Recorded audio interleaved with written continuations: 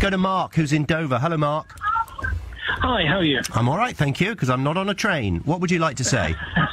Basically, I'd like to say that I don't think it really makes any difference whether or not the railways are in public or private ownership. It all depends how much we're prepared to pay to subsidise fares. The railways have never made a profit, whether they're in public or private ownership, and that's the main issue here. Say that again.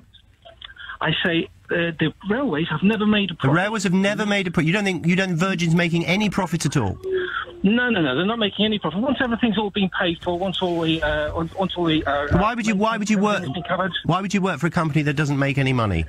Because the companies get paid to maintain the railways at a less of a loss than the government would. It's as simple as that. Well, why are the CEOs of rail companies paid so much then? Where's that money coming from? Because that's what their companies choose to pay them at the end of the day. They bid to maintain the railways to a certain level, and that bid is then accepted by the government, and the government then pays them that money. It really is quite simple. Who's to blame for the ticket rises every year? Probably the ticket rises are explained from the point of view of the private companies by acceding to the demands of the rail drivers and rail workers, who are vastly overpaid for what they do.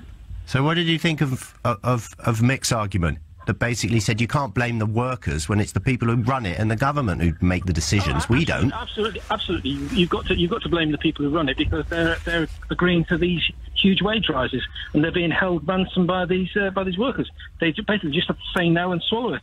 So we're paying more for our rail tickets because the drivers want to earn more money. You think that's where it's coming from directly? I don't think that directly, but I think that's a very large proportion of it. It's the cost of maintaining the railways and the staff for the railways. So that's one of your major losses. So really, we should feel sorry for the people that run the railways, but not the people who work on them. No, not really. We should feel angry about it, that they've agreed to these ridiculous wage rises and that they haven't stood their ground. Yeah, but if they hadn't agreed to any sort of wage rises, we know what kind of industrial action the commuter, us again, would have to suffer. Yeah, that's right. Yeah, I'm sorry, there's no such thing as a free lunch.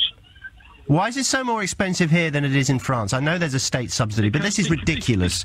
But that's it. It's because it's the state subsidy. They choose to run the railways. So we should renationalise.